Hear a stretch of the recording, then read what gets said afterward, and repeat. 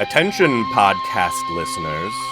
I have pre-recorded this message in the event that you have turned into V'ger Please, a vile visit to Bajor. You have 1 hour to enjoy a podcast about a 45-minute television episode. I am Gul Peter. And father-son bonding experiences take on a new light when every OSHA violation possible starts popping off. I'm your co-host, Joseph. Boy, what an episode here, huh? I think I seem to recall a meme or two about this guy. Yeah, this is the origin point of the famous attention Bajoran workers meme, which is probably, in terms of internet Star Trek lore, memes.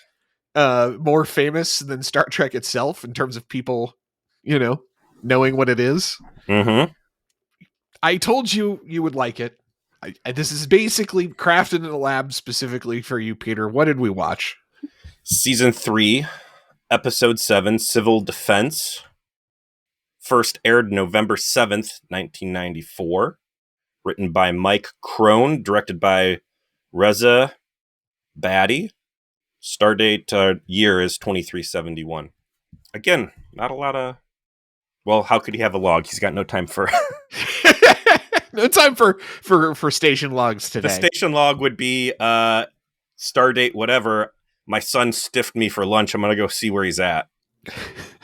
And then later on, log, you'll never believe what my day has been like. Mm-hmm. We called it this old Cardassian death trap when we started the show. Sure did.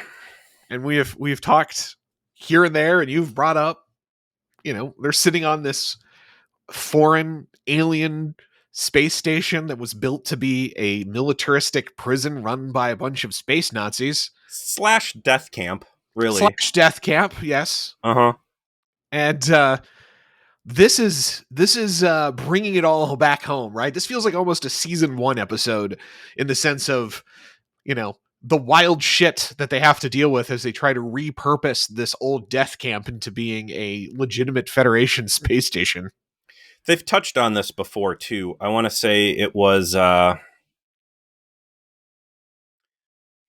gosh, I think it was the one where Luoxana Troy was there, and some doors were closed, and they were trying to get out, and, the doors were so reinforced that you couldn't get through them with phasers. Correct. It was mentioned that this place was built to contain revolts. Yes. And that it wasn't protecting them from the outside, it was protecting the people that were inside from the other people that were inside, because it is a prison. And we've heard also a lot about how much of the space on the station had been disused or not in use for the first couple seasons, as it was kind of hollowed out for purpose. And it makes sense that now, in the aftermath of the encounters with the Jem'Hadar, that they're looking to maximize everything they have on the station, since it's literally parked outside a giant space butthole leading to doom. Yeah, so obviously I love this episode.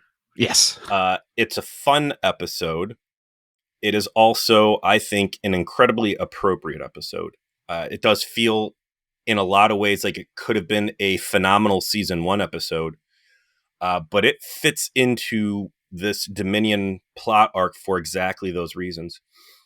We open up in this thing in the ore processing room, which we are very familiar from because of the Mirror Universe episode, right?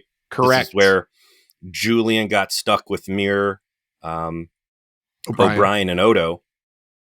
And it was cool for them to be like, well, we still got this torture room. Let's not tear this thing apart just yet.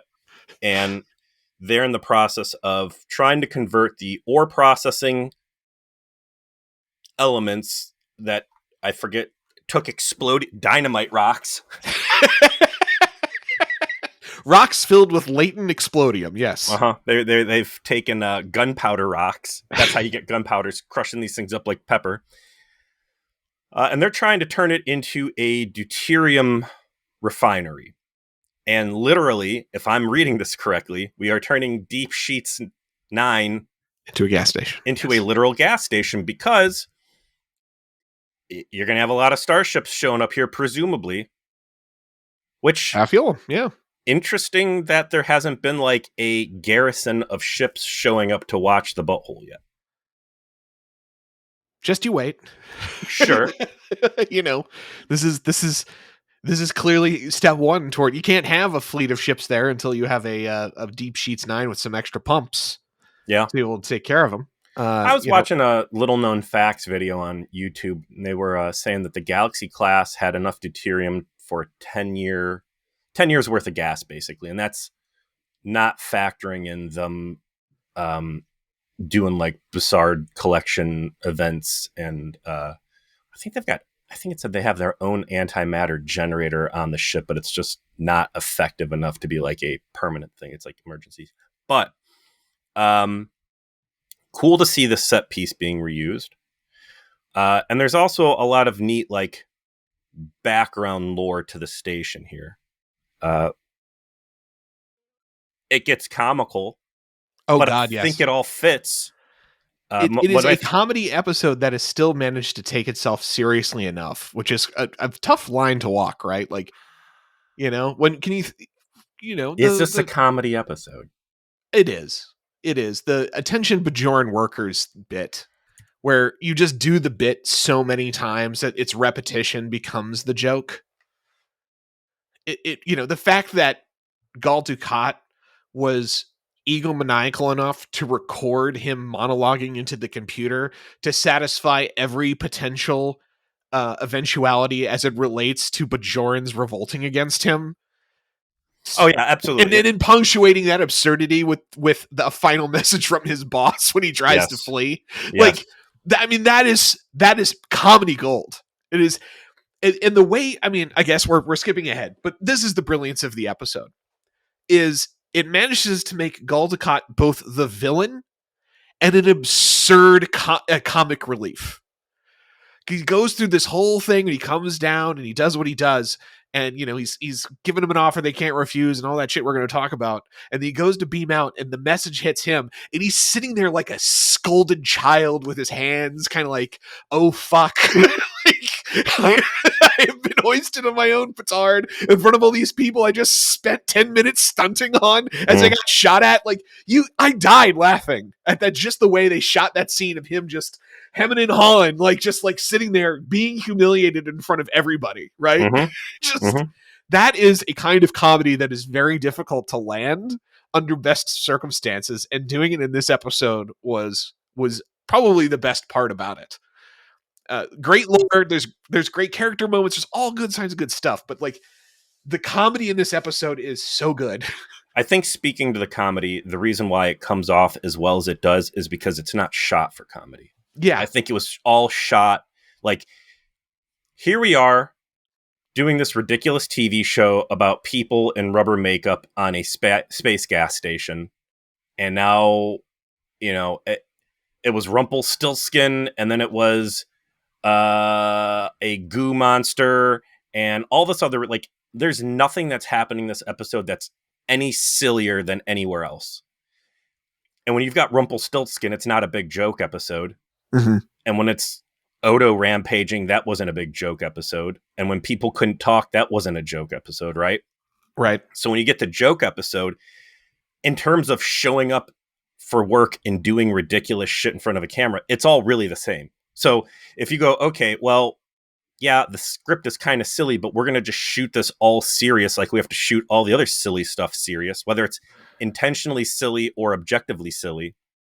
We're just going to do it. And, it's not like Gul Dukat sitting there laughing, or anybody's laughing during this thing. This is a life and death episode, but the comedy still bleeds through because it is silly without the laugh track, right? Exactly. It's genuinely funny in an absurdist fashion. Yeah. And just thinking about Gul Dukat, like, okay, my security program is almost done. Today, clear my schedule because I'm going to be just recording messages. Actually, not for this whole week. There's a lot of... For every corner case possible. There's a specific recording on if they decide to surrender, but don't surrender fast enough. Like...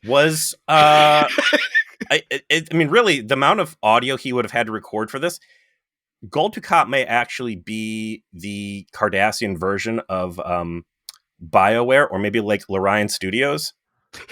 Just of all of these dialogue options. Yeah, it's like like depending on what the Bajoran workers choose as they revolt, on the yeah, this dialogue is wheel. coworker murder simulator. Really, I mean, this dude's over there recording the audio for Baldur's Gate 3 right now.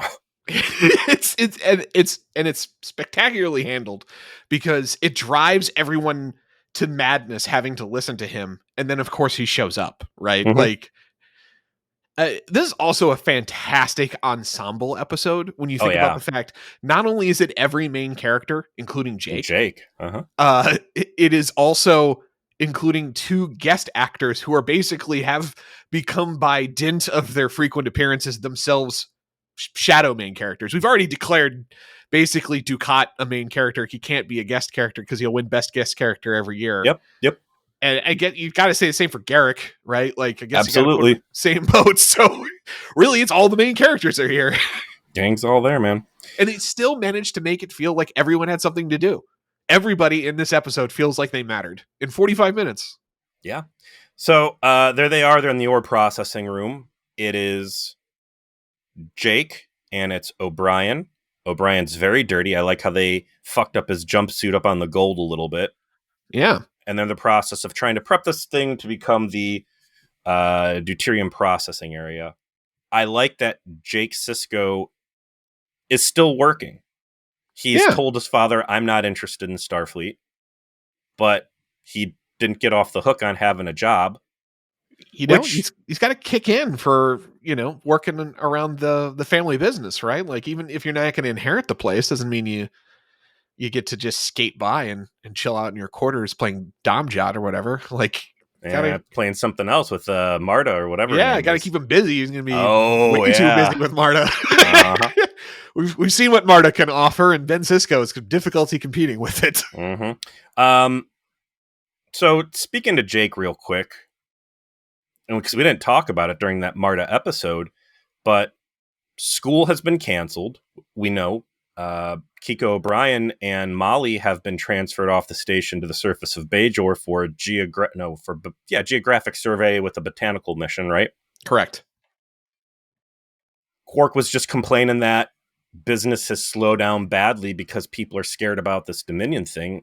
We're talking about reinforcing the station with a garrison of ships.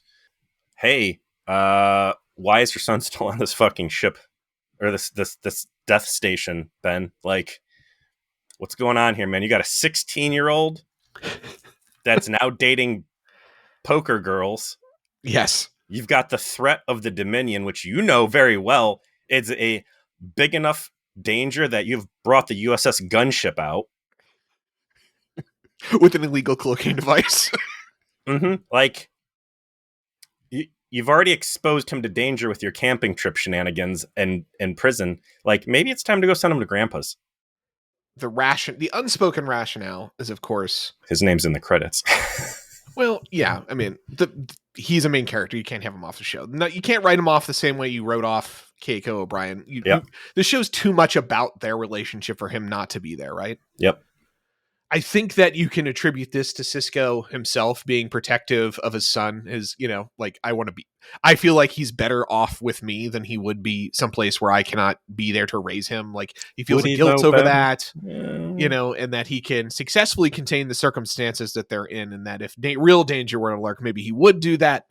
But at the moment, in this sort of threatened environment, he would rather be there at this critical juncture of his son going from being a boy to a man. Under his guidance than not. And this is kind of an example of that, of like, he's got him working with O'Brien doing this stuff and being part of the crew. That's kind of the justification. And as we talked about last week, like, this feeds in, he turns 18 just as the bad shit happens, which enables him to make his own choice as to what he's going to do about it. Right. Yeah.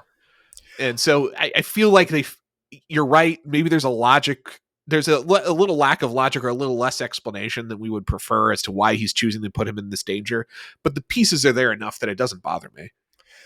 If I could do anything to this episode, if there's any pen moment for me to revise this thing, it would have been it would have been a little line of dialogue here before Ben shows up in the processing area, that there's commentary that Jake has been learning quickly, or that in the wake of the camping trip and them having to like hot wire the runabout, that all of a sudden Jake's taking these lessons from O'Brien to heart, which would be cool because O'Brien learned all of his engineering under the gun when he had transported everybody out of there before the Cardassians got him. And it's like, okay, maybe this isn't all just academic. Maybe, there's real skills here that I might need as this war looms on the horizon. I'm going to quit fucking around and like, whatever quick personal log to start the episode before he or walks just him in. saying, O'Brien, like, you've really been taking to this. And he's like, yeah,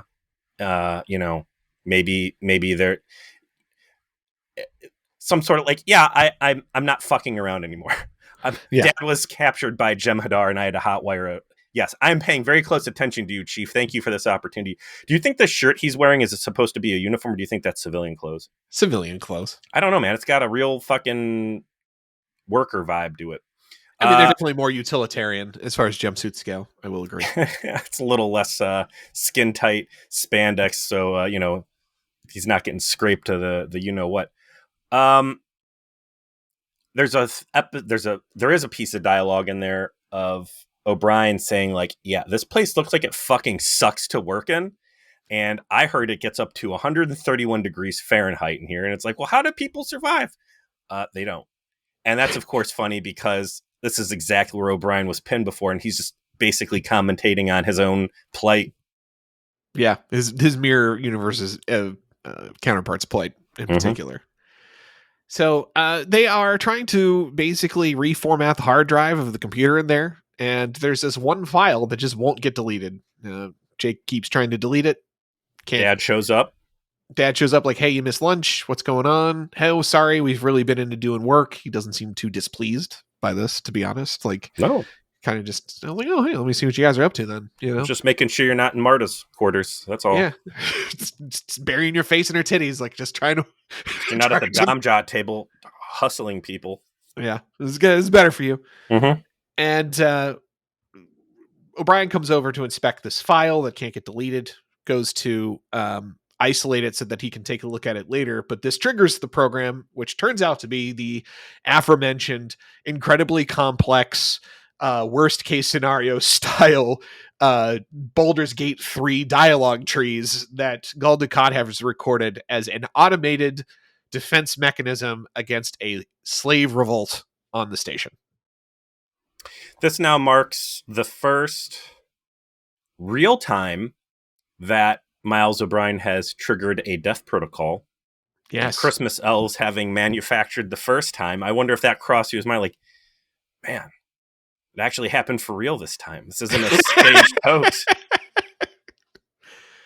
So, as we've already mentioned, the infinitum ad absurdum of the episode is that they are going to be continuously hounded by past Dukat's laborious attempt to defuse a Bajoran slave revolt through these grandiose messages that are attempting to communicate to them in this haughty yet attempting to be noblesse oblige language of, we value you, please stop, we're going to take you into custody if you quit now, but you won't be harmed, all this other stuff to try and disarm it, while automated defense mechanisms such as doors and force fields are put in place, as all the characters note throughout the episode, so as to protect either critical areas of the station from being taken over by rebels, or specifically in the case of Odo, to prevent him from assisting them because they didn't trust him. That's your read on all this? I thought they had just stumbled on to the premier Cardassian escape room that they didn't have a chance to launch. This is pro level escape room shit, man. They had to turn those rocks into bombs. There's two things that the Obsidian Order is known for, and it's spycraft and galaxy class escape room experiences. And this was going to be, this is why they took over Bajor, was to build this thing and have the premier escape room of the Alpha Quadrant. It's contained at first to just the refinery area. And the drill is, hey, attention Bajoran workers, stop fucking around down there. Uh, give control back over so authorities can enter the release code, or in 8 minutes, guess what? None of your fucking maintenance people have ever noticed about this station is, in addition to having, I don't know, fire extinguishers and smoke detectors, each room also has poison gas canisters. So I cannot imagine a L bigger to hang on Chief O'Brien than the fact that he failed to realize that he was literally in Auschwitz the whole time. Like, bro, the whole place is a gas chamber. The whole place. Yep. And you just never noticed. Like, when you're doing all of your protocols to take the station over, where did the giant canisters of poison gas not get noticed? Neuroscene. Connected to all of the life support systems on the station. Oh, I thought that was halon canisters to, put out fires, maybe. I know Zyklon B is used as a pesticide, but it has other purposes. Anytime there's poison gas getting pumped through the vents, like, I have to assume that there is a central repository somewhere of chemicals, and life support is mixing up different atmospheres. Yeah. So the only way it works, right? Like, because not everybody's got the same needs, or maybe like you have to be able to isolate certain rooms and treat them differently for science reasons. And part of that means, hey, the computer does have it within its power to mix bleach and ammonia. Yeah. It could do that if it chose to. Mm-hmm. Well, why would it choose to? Oh, because this is fucking hanky ass Cardassian bullshit. And I can accept a more sober analysis of this isn't something that they could have foreseen, because it's the computer literally choosing to poison them using existing normal things that can be used to do that. But the way they set it up is, we're going to flood it with gas and it's going to go through all of this life support. And they don't explain like how or why or how it got missed or anything like that. It was just kind of like fait accompli. It's just going to be a thing that happens and we got to deal with it. A little underexplained. The weakest shit, the biggest ask for the suspension of disbelief here is the same as approximately 69% of all Star Trek plots, which is, okay, well, A, you're caught in a fucking room that is currently slated to be pumped full of poison gas. The guy who's talking to you on the computer, your game master for this game of Clue, right? Right. Or some other Milton Bradley monstrosity, is Gul Dukat. You got this guy's cell phone number. I think he owes you, right? He does. I mean, you did. We said he probably paid back them rescuing him and getting him off the hook. Was that when O'Brien had to be pulled off of Cardassia? You would think. I think that's, yeah, because they had the episodes where he got kidnapped by the not the Jem'Hadar, the Maquis, and they rescued him from Central Command. I think our rationale was that Gul Dukat helped them get O'Brien back out because he was getting vengeance on his old bosses that sold him out. Sure. And that was kind of squaring the deal, yes. I just think that if I was trapped in a gas chamber, torture room, prison camp with my son, calling Gul Dukat and getting the access codes would have been step one. Before we do any other hanky engineering, just, call this fucking guy. He owes us. Get the codes. We're not playing games with my son. If it was just me and O'Brien, this guy's made to suffer. Sure. That's how bad this O'Brien must suffer plot is. Sisko is willing to allow his son to die in order to allow O'Brien to suffer. Okay. Some of the little stuff though, like they're trying to figure out how to get out of the room, and then they get the warning of like, in 3 minutes, I'm going to turn this into a gas chamber. And they're trying to sort out if Jake's going to like crawl through the ore chute in order to help them escape. And he's like, Sisko's weighing like, I don't know, this might be dangerous. And he gets that message and he just literally goes, all right, Jake, just makes a motion with his hand. Up you go. Like, that's how we're not going to die. Let's sort it out. Son. You get in that tube of probably toxic. By the way, you're going to have cancer by the end of this one. Yeah. We've cured it, but don't worry. Yeah. And also get Dukat on the phone and ask him for the codes. So that's the first miss for me, is that they didn't just ask Gul Dukat. The bigger miss, and the issue is that station transporters get locked down real early, because that's their first thing is, we'll just beam you out of there. And you can't. And then, of course, it's the big fucking question of, okay, station transporters don't work. You got the fucking runabouts. You got the Defiant, which gets called out specifically as an evacuation vehicle. You got to do a dampening field or something right off the rip that no transporting can happen. Otherwise, you've every time, man, like, it's mandatory spackle. Use the dampening field across the board. Otherwise, every plot is going to be answered by just use one of the runabouts. They feel it's like they realized it enough to say that the transporters on the station weren't working, and then forgot like that the runabouts and the Defiant all have transporters.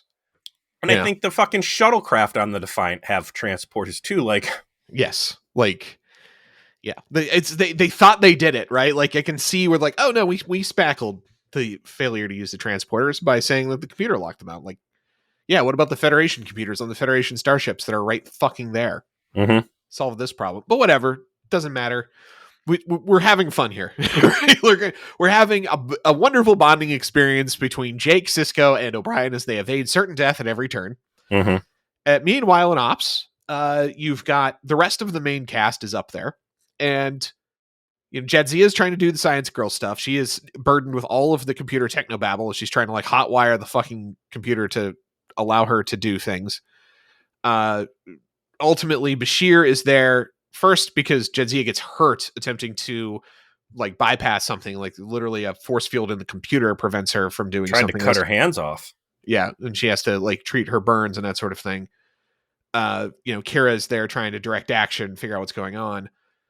But as the situation escalates, because after the trio escape from the ore processing, the computer believes that the workers have escaped ore processing and escalates the defense mechanism to lock Odo in and lock everybody into Ops to prevent them from getting inside. And that's when Garrick shows up to Ops. And whenever Garrick shows up, obviously things improve tremendously. Well, it's not the full cast up there because you've got Quark and you've got... Oh, we'll get to Quark and Odo. so you don't have everybody. Though, why were they together? Quark and Odo? Because the message went across all the computers about the attention Bajoran workers, and everyone started freaking out, and Quark went to Odo's office and said, this has got to be the safest place to be, so I'm just going to hang out with you until it's over. How many... That should have been our intro skit. We should have gotten a girl to be a Bajoran servant, or I don't know, somebody who's transferred off the station out of concerns of the Dominion, and the wife being like, I told you this was the right move. We were never going to be happy there. It was one thing after another. Now all those poor people are going to be gassed. I told you moving on to this death camp station was bad. I don't care about your career. We did the right thing. Yeah, you're pumping this message station wide. Thank God all the children are gone. And the population of the station is also considerably increased. There's 2,000 people on it now, which is closer to its capacity. Yeah, strange because everything we had seen up to that was that people were fleeing. Business was bad at Quark's. Quark's is in there's like, hey, people aren't fucking spending money. We got to fix this. I was really surprised Quark was not tapped to be a hacker to like circumvent some of the security. I think they decided that they were better served by increasing the Odo-Quark relationship, and having them just have to play against each other for a while. And they're excellent, like I love it. I love Quark being like, what are you going to do? This is like, or like, well, no, unless you have level 9 codes laying around, I can't. He's like, well, I have 1 through 7. And he's like, well, I only have 6. And he's like, skill issue. All right, so Garrick shows up to Ops quickly down in the security office. The Odo Quark stuff continues to be a delight between two actors who know exactly who these characters are supposed to be in relation to each other, right? They are best frenemies. Tried and true. That is what they are from beginning to end in this show. And every time they have a scene together, it reflects that. They care about each other, and they're also opposed to each other. And we see this in a fantastic line as the situation continues to escalate and Odo realizes that there has essentially been a prison put around him that is inescapable because the Cardassians never trusted him. He's got a force field that doesn't just go over the doorway. It goes around his office. Goes through the walls, the ceiling, under the floor. I did a data center clear out once, and there was it's crazy because, like, you ever been in a data center before? I have. Sometimes you'll have like projects segregated by like chain link fencing, basically, just so people can't wander in there and fuck around. Mm-hmm. I cleared out one, and there was a Alphabet Soup government agency running material out of there, and this thing was like floor to ceiling, and then it went through the drop ceiling and under, like it was like fully enclosed. I've never seen something like that before. It's kind of scary, actually. And or reassuring. You know, you take it seriously. Yeah, I've got some ideas on what was in there, but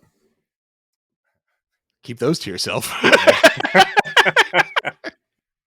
That's very interesting lore that this is stuff that's capable, and it's things I think we're gonna have to forget about later. If only Odo knew that his office could do that, you know, when one of the 2 or 3 pitchfork crowds had assembled outside. I know, right? Yeah.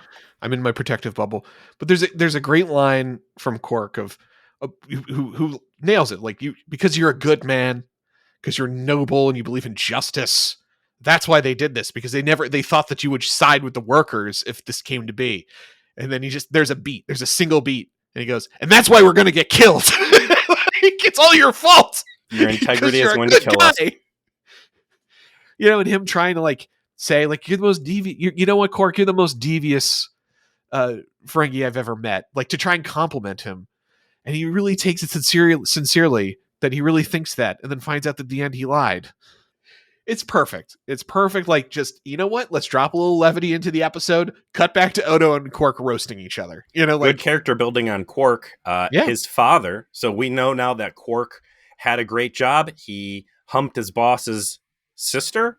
Yes. He lost position there and struck out to go find riches elsewhere. And his father explicitly told him, "Do not leave Ragnar. Home is where the hearth is, but the star." Oh, that's why he left. That's why he ignored his dad. His dad said, "Don't leave. Don't go out there. Home is where the hearth is, but the stars is where the latinum is." So he went out to go strike it big elsewhere, and somehow ended up on this prison. Yeah, it's like his uncle owes like 15 bars, and like his cousin owns a moon. All this stuff, and so he feels like the failure of the family. Gosh, what if they got Peter Weller to be his cousin who owns a moon? You'll see who plays his cousin. Is it Peter Weller? No, the well-established moon owning Peter Weller. Yeah, he's a moon tycoon. His cousin shows up a couple times, actually. Is it The Rock? Is that his second? The 7 of 9 just shows up and like drops the people's elbow on him. No, it's some other fucking WWF persona now. Which, R.I.P. Hulk Hogan, by the way. Yeah, you know, proud to be an American. Maybe it was Hulk Hogan being his. Well, gosh, so many opportunities. It's Paul Bearer, I bet. Paul Bearer would have been an excellent Ferengi. It's too bad DS9 existed before the UPN, you know, came into being. So many things could have happened. So many terrible things. So back in Ops, Garak has shown up, and Garak is his usual self. He has apparently security codes from his days in the Obsidian Order that work specifically for him, that he can move through the station, but are not able to affect the program itself. His manner is amazing as always, where he relates like, for some reason I cannot possibly comprehend, Gul Dukat did not trust me sufficiently for my codes to work to disable this program. And he starts to attempt to work to assist the rest of the crew in solving the problem. Like, Garak is not actually being particularly devious in this episode. He's very much cards on the table. This is terrible for everybody. I'm going to help you. Right. Mm-hmm. So they are trying to work through options as the circumstances continue to ramp up. First with the trio escaping into the different like ore holding room, where they have to turn the rocks into bombs, which is accomplished through giving O'Brien a tool, which in this case is a makeshift pry bar built from Cisco using his Hulk-like strength to pull the fuck off. Really. You've got a handle on a minecart that's pushing ore around. Just pull that bitch right off. We're not talking about the knob on an IKEA cabinet here, okay? No. We're not talking about the tab on the top of a can of Coca-Cola. You're just pulling the tab. Mm-mm. This motherfucker pulls steel off of steel. And just hands it to him. And O'Brien's so happy, like, all right, sweet. Exactly what I needed. A lever. I'm going to act like I didn't just fucking see. Hey, boss, how about you just punch a hole in the wall? All right? Use that Jem'Hadar slaying strength. Pull that thing off so I can pry open a wire and I can use it to set off these explodium rocks. So we get some special effects straight out of Gilligan's Island.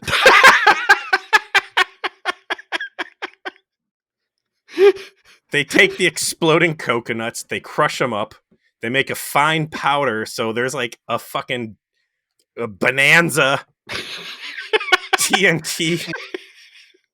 Yeah, gunpowder line. Yeah. And then Michael Landon starts the fuse and it goes burning towards there. There's an explosion, and then there's a perfect fucking hole in the wall. For them to crawl out of. It didn't blow the doors off the wall. It blew a hole in the door. Yeah. It's like a Deus Ex mission where you're like, oh, this is the wall I can blow up. Why is this a different color than the other part of the wall? Yeah. So what can I click on? Oh, I can click on the rocks. Interesting.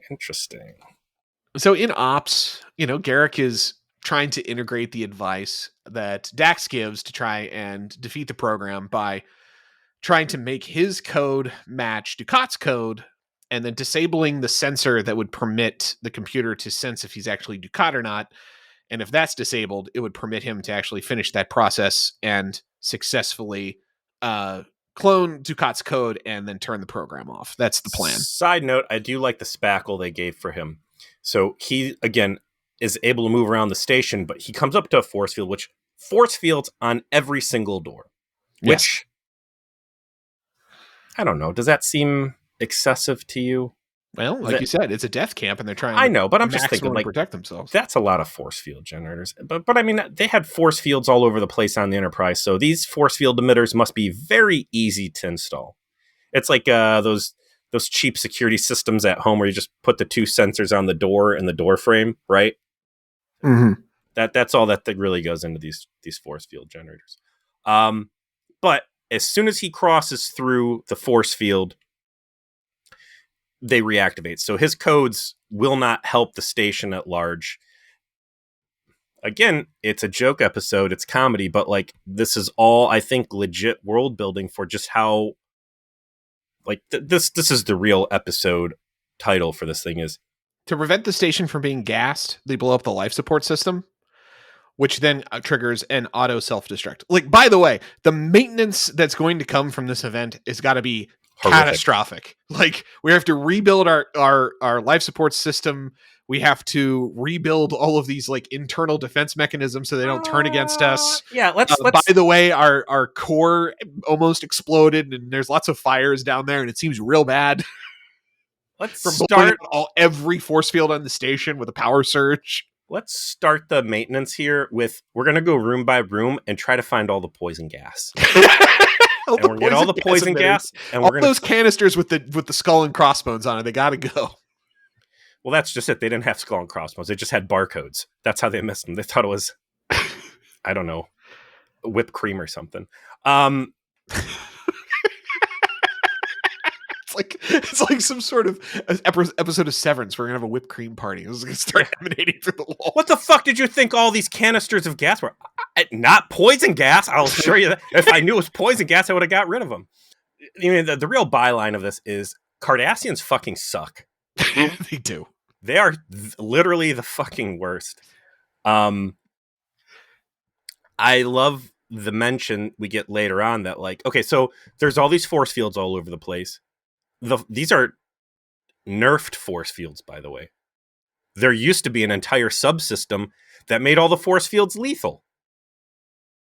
And that thing becomes a big deal later on because that's what actually saves the day is they disabled that one. But like, don't just, if you got force fields that are lethal, don't stop there. Look for the rest of the death traps. All right. Death traps always come in pairs. Get a level 20 thief, have them detect traps every You got one. inch. You got one. You got You one. do. You do. And Garrick. Like, Garrick, do you want free rent? Like, help us find every death trap on the station. Your codes work.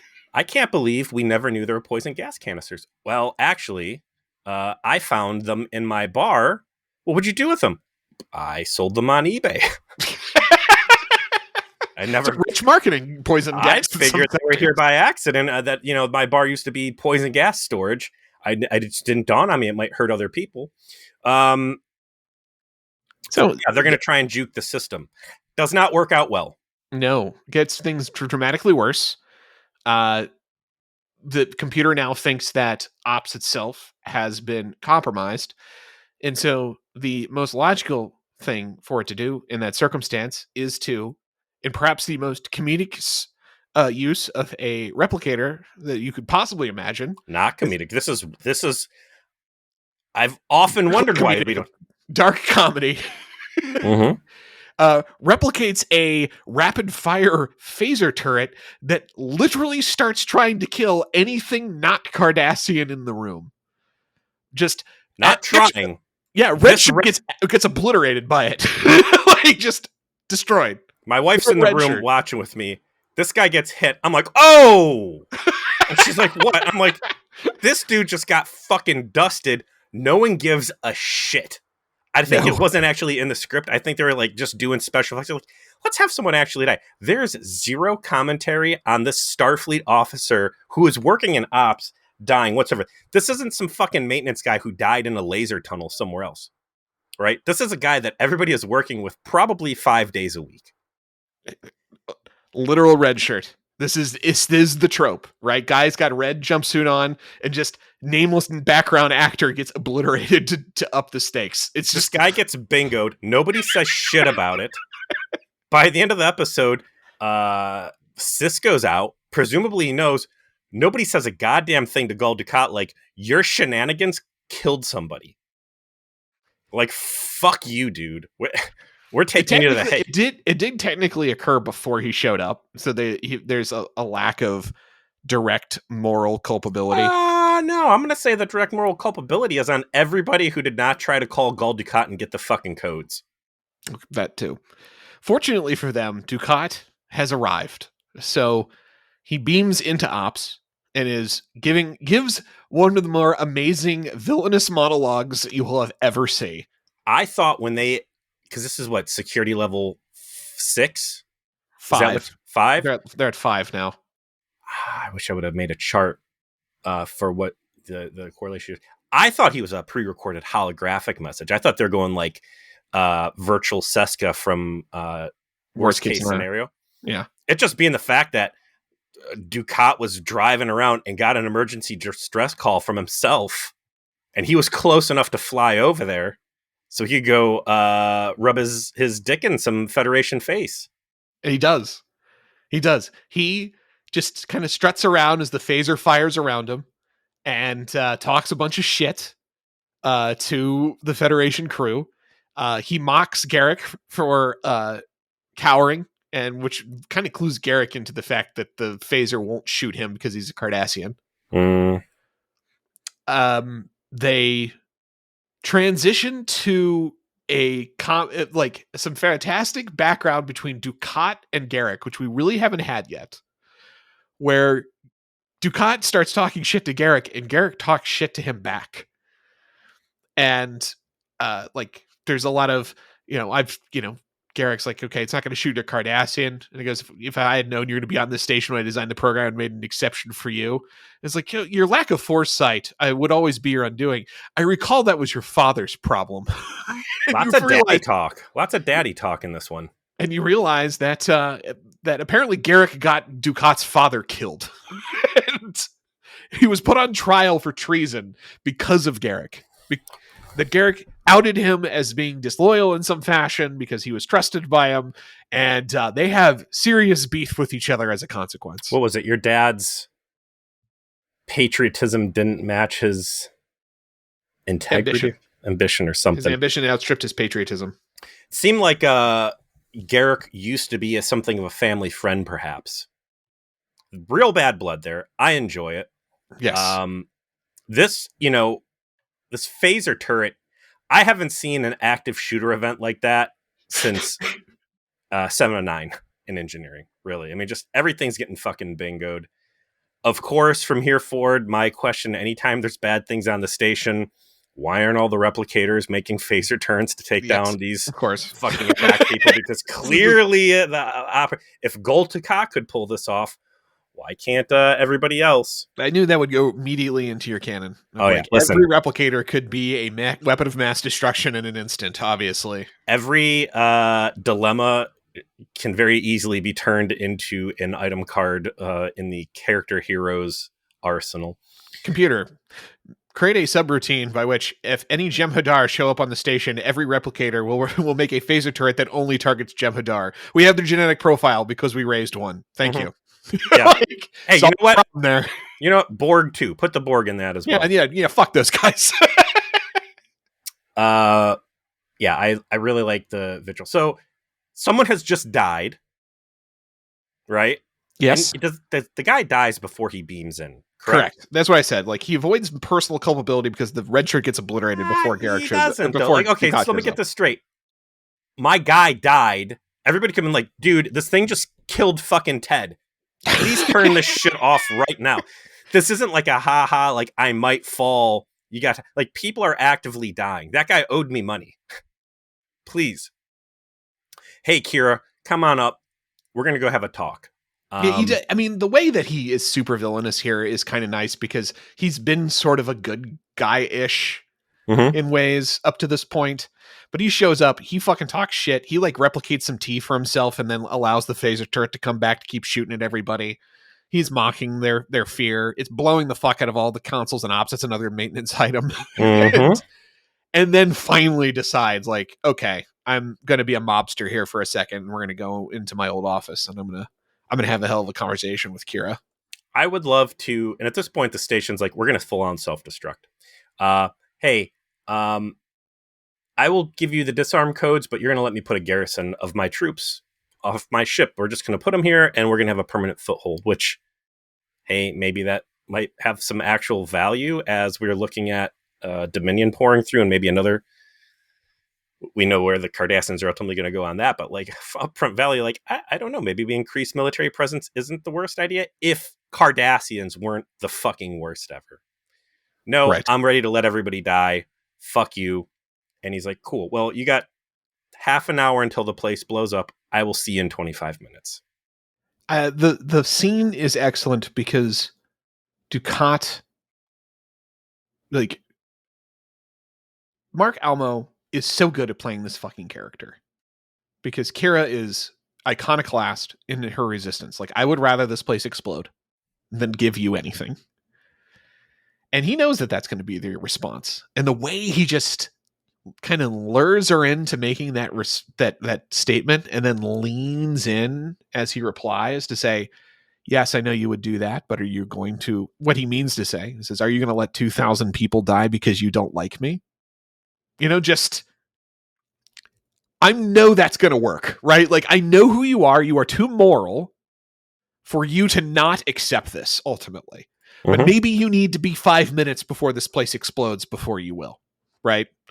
But he's got her clocked clean and lays that line down. And of course, this is the episode where it's very clear that Dukat has the world's creepiest fucking crush in the world on her.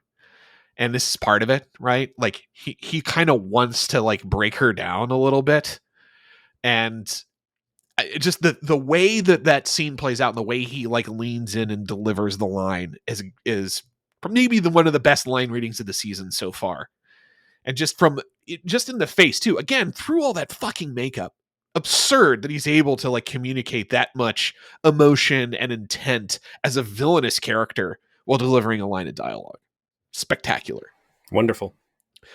And of course, he gets to go from being like, I hold all the cards. I hold the life and death of 2,000 people in here. I am going to willfully allow a dangerous situation. I don't know if there's phasers in all of the replicators or if it's just ops, but like God only knows the level of terror going on here. Because also, I don't think they're able to communicate with each other yet, right? Correct. The communications got cut off after the first dampening escalation. Field. Yeah. And here's the thing about dampening fields. They dampen everything. So he is beamed down to the station and he goes, all right, well, you guys have 25 of your 30 minutes of life remaining to think about giving me what I want so I can save everybody's life. And now I, the God King, am going to go back to my ship of safety. Beam me out. Beam me out. What's going on? And at first I was like, oh, well, this is just he got caught in his own dampening field. What a moops there. Maybe there's something a little bit more. Because as he tries to exit, the computer who's always listening, because they got, fucking Google spying on him with their Google Homes over there. The fucking Obsidian Order has all the Amazon Alexas listening for state secrets. Triggers a message, a pre-recorded message from his boss, which is, you're getting the bad ending, Dukat. You are trying to flee your failure in shitting the bed in the station. And I'm going to keep you here so you die like a man. And this is all being played out in front of everybody this dude was just lording over. And that's where it's just like, all right, the Cardassians just fucking suck. They suck to themselves. They suck to other people. They suck to the galactic community. These guys got fucking entire workdays put into pre-recording messages, stabbing each other in the back.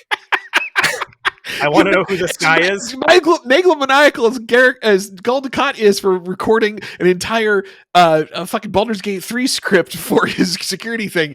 His bosses are also megalomaniacal enough to record their own for their circumstances for him. Do they just teach this at Central Command Officer? It's a whole class. It's an art media class they have to take for Threatening Messages 101. That's the name of the episode, by the way. Threatening Messages 101. but again, we already said it. Like the comic, the black comedy beat here of him looking like increasingly small and flummoxed as everyone else kind of looks at him with a sense of Schadenfreude of like, now you're trapped with us. And then we kind of like that. We would wish you weren't a giant asshole and would have solved the problem. But second place is now that you're stuck. Again, man, I'm not looking at this as a comedy episode at all. Like some funny stuff happens, but none of it seems outlandish or silly.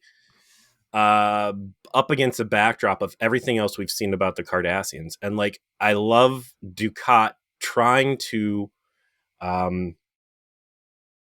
reinforce and embody and flaunt this Cardassian government apparatus.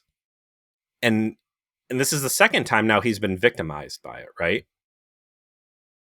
Correct. Time, yeah. Like, dude, you are representing and you are standing for something that sucks. Like, take a fucking clue.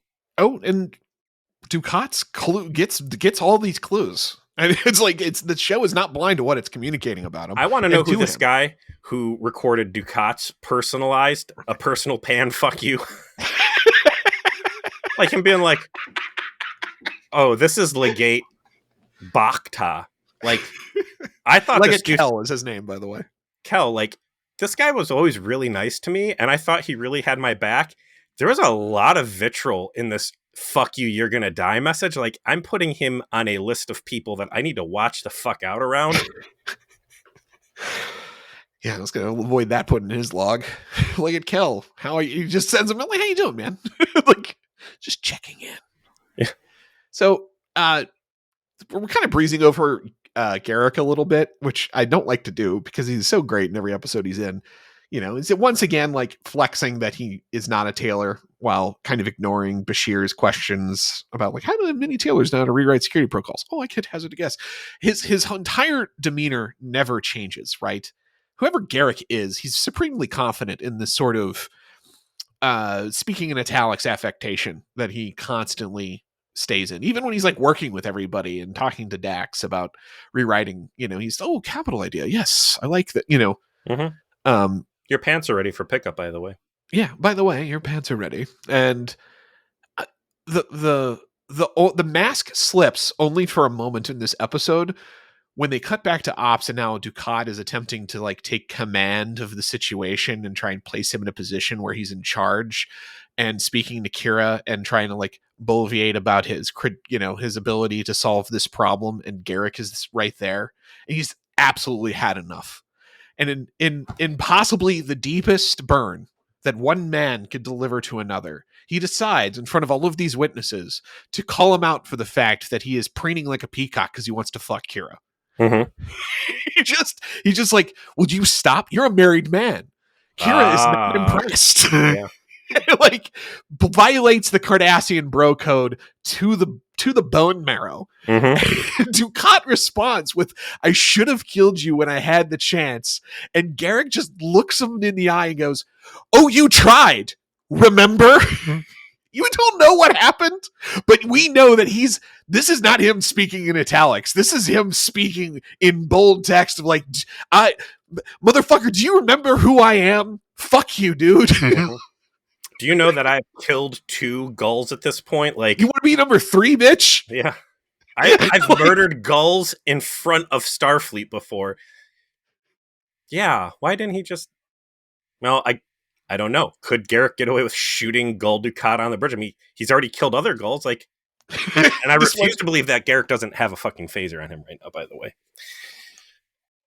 The episode boils down to they go to the old Death Field system that was like an add-on mod with some DLC for the force fields that allows it to vaporize and kill anybody that touches them. They did turn those off, actually, believe it or not. That system's still up. It is not compromised by the security virus, which was transferred into the main core by O'Brien. And they're going to use that thing to fuck the whole station up and blow all the doors open, but it's going to mess up the transporters permanently, and it's also going to turn off all the turbolifts.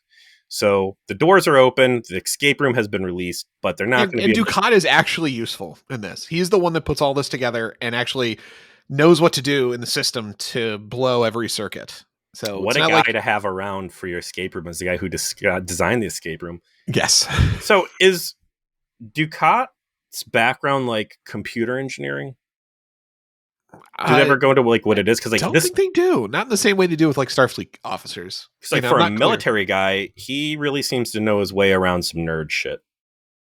This guy used to be the Geordie system, so maybe he just he really is into building death traps. So he knows all about it, just like you said. Another point of a similarity between him and Cisco. Cisco is also really into building death traps. His is called the Defiant. So the trio. So again, Jake and O'Brien and Cisco are having a lovely male bonding experience, escaping certain death at every turn. Jake is performing admirably. He refuses to escape. He's like, "Dad, no, fuck this. I'm not going to make it to the turbo. I'm not making it to the runabout pad in time. I'm ride or die with you. Go to the Defiant or the runabout pads. Hey, oh fuck, we could have used a transfer. Ah, damn it." I'm gonna get a tattoo on my hand that says "Runabout Transporter." Every time. They're closer to the off switch. Yeah, so which is in the engineering core. Yeah. Hey, can you do this? Unfortunately, there is a hallway where they were storing all of their junk. I don't know where all of this rubble came from to block the entire hallway. Because the hallway's intact. So where'd it come from? There was a union hallway dispute about trash collection services, which are done through Bajoran garbage unions. And while they're during their renegotiation, their bartering period, they've just been throwing their trash in the hallways, and it got out of control. This is why you don't do that, by the way. So there is let's call it a Galaxy Quest grade hallway of tunnel of death. Yes, this is where that joke comes from. It's like moments like this. You got a Jeffries tube that is, for all intents and purposes, a crematorium incinerator. Yes. Where there is plasma fires on both sides of the hallway. It's so hot they got to tear their shirt sleeves so they don't burn or whatever. And it's like, all right, you're going to go down cancer vapor tunnel number 2 for this episode. You're gonna have so much chemotherapy from Bashir after this. Like, You know, give me that 24th century cancer shit now. they're going to be getting the fucking decon gel from Enterprise and rubbing that stuff in. You can't use blinking lights to cure what this thing's causing. Sisko and O'Brien go in. Now, you know the rules, right, O'Brien? Yeah, you mean that you don't have my back at all as normal? Every time you and I are paired together, I am getting fucked and left behind. Enjoy telling my wife I died again. Like, you love doing that. Yeah. She's on Bajor learning the secrets of Azeroth so she can fucking slay you next time. You must really be happy. This is like 3 different episodes of memes together here. This is me suffering. This is me getting hurt. This is us in peril. And also, we've brought back the hot box from the plantation episode. You just must be happier than a pig in shit, Ben. Let's go down plot hallway of clip shows. They're crawling down. There's an explosion. Yeah, it's like it's filled with IEDs and plasma fires. O'Brien gets taken out, and true to his word, Ben's like, well, I'm leaving you behind for the 5th time.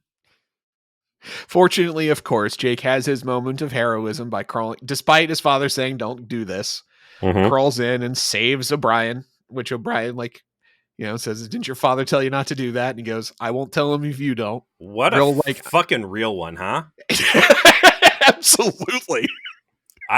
In the post-scarcity utopia of the Federation, there is no prize that I really care about other than maybe a little bit of extra holodeck time or a night alone with Marta.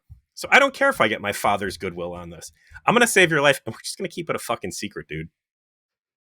No one, you know what? I now understand why Jake can land chicks like Marta. Like, this dude is real. He is a real one. He's just a fucking real one. Like, okay, I get it. He's got a Riz level sufficient that he's just gonna haul O'Brien out of the plasma IED hallway of death and say, I want 0 credit. Like, okay.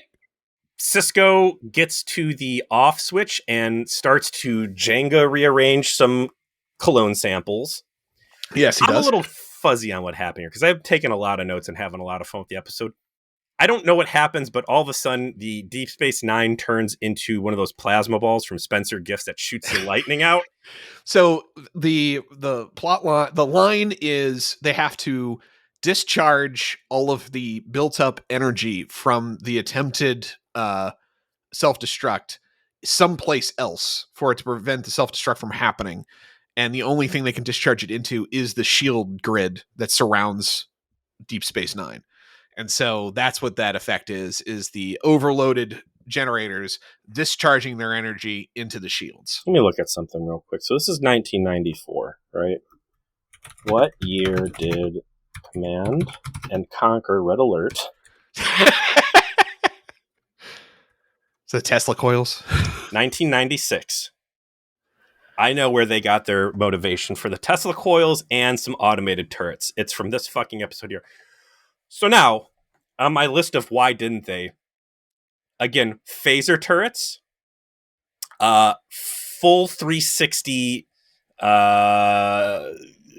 force field generators that can isolate rooms, and Deep Sheetz Nine itself becoming a Tesla turret. Like, what an upgrade. You know what? Bring the fucking Dominion out. Let's push this thing closer to the butthole, and this can just lash out with terrible energy off its fucking fusion core and just wreck everything that comes through that butthole. Because they can do it. I just watched them do it. Maybe it wouldn't be able to be directed sufficiently to be used as a weapon. Maybe it's just a little too chaotic to be able to implement effectively. When you've got guys trying to fucking kamikaze you, I think that's a risk they should be willing to take. But the Jenga succeeds. The day is saved. Everyone is safe, aside from that poor red shirt who got fucking obliterated. To no comment. Do we get to know who this guy is? Nope. He's just red shirt. One of many.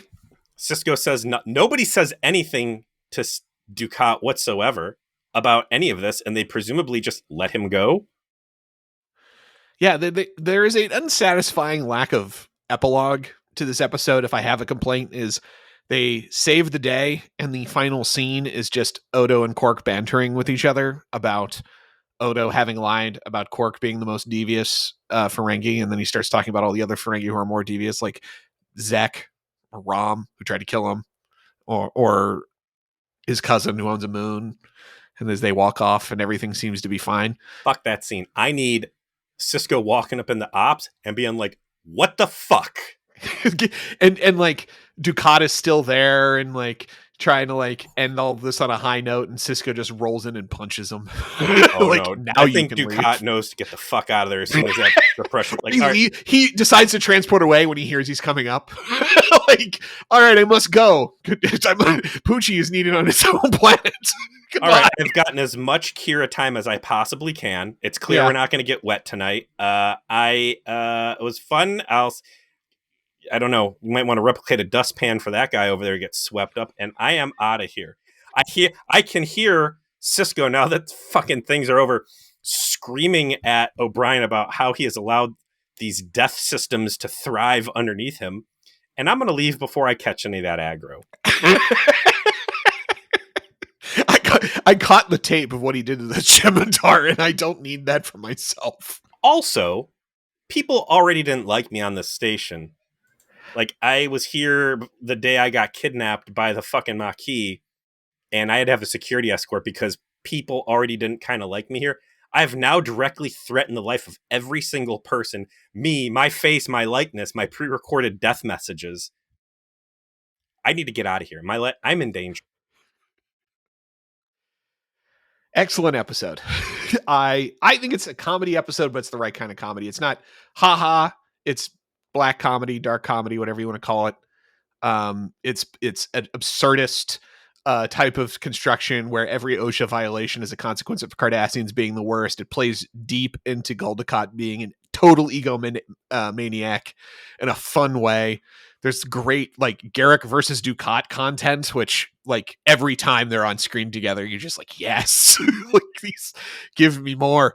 And you still have fun things for everyone to do. You have great bonding between Jake and Sisko and O'Brien and everything that goes on with him. Like, again, like getting Jake into the mix in this episode was great because too often they don't know how to write him into stuff. Mm-hmm. And it's kind of why we've made him a guest character, but like this is him being very effectively used. Really 10 out of 10, despite the flaws. I feel like overall, minimal flaws. To the extent there are flaws, they're nitpicky things. Like, and they're systemic of Trek as a whole. It's not this episode. This is a great Star Trek Deep Space Nine episode. It uses Deep Space Nine as a character. It is very, it is an ensemble piece, and it still feels very much like Star Trek. Just excellent episode. Was there anything super interesting in the wiki? This was production hell. Apparently no one thought this was going to work, and it was put together in editing. Director had no time to do it. They were slapping these scenes together and weren't sure how they were going to actually make it function. There was some controversy over, Dukat hitting on Kira, and that they, sort of played it a little bit for laughs, but I don't think it really did come off as something they're playing for laughs, like, except for the fact that Garrick just roasts the fuck out of him, of course, but which was great. But then, they all acknowledged like this all just came together perfect. Like the actual finished product was so much better than we thought we were making. A rare circumstance, I think, where that happens. Hooray. Boy. Unfortunately, next week we have the worst episode of the season. Season 3, episode 8. And I got Jadzia Dax looking at a guy with yellow eyeshadow. Jadzia falls in... It's the second season TNG shit. Jadzia falls in love with a scientist on a planet whose inhabitants shift between this universe and a plane of pure energy, reemerging every 60 years. Back on DS9, Quark tries to obtain a hollow image of nudes of Kira for an... Yeah, okay, this is going to be a great episode, I think. The B plot's great. Quark's trying to get nudes of Major Kira to make porn. Yes. Wow. The B plot is Quark is trying to make deep fake porn of Kira. By the way, did he succeed? Where can I download that? Yeah, unfortunately, A-plot of this sucks. Everyone knows this episode sucks, even though Frakes directs it. Ooh, oh no. Yeah. So, we'll deal with that together. But, I will say, if this is the low point of season 3, but at the same time, like, if this is the low point, this is like we're doing top great. Tier. This is it's still pretty good. So, I will tell you now, Peter, by the way. So just so you're clear, you are not under any circumstance to look at the memory alpha for the episode that comes after this. Okay. You need to remain completely unspoiled as to the episode after Equilibrium. Or after Meridian. Okay. All right. Works for me. All right, well, thank you, everybody out there in V'ger Please Land. We do always appreciate you. A quick note, we will be putting out an episode on Patreon next month. So thanks to all of you who are Patreon subscribers and helping pay for the podcast bills for doing that. And as we have, I believe, discussed, it will be a review of Hellraiser for 2 reasons. One, Andrew Robinson, Garrick, is in that movie. And so it gives us that Trek connection we like to review something that's outside the Trek world or out of the sci-fi world.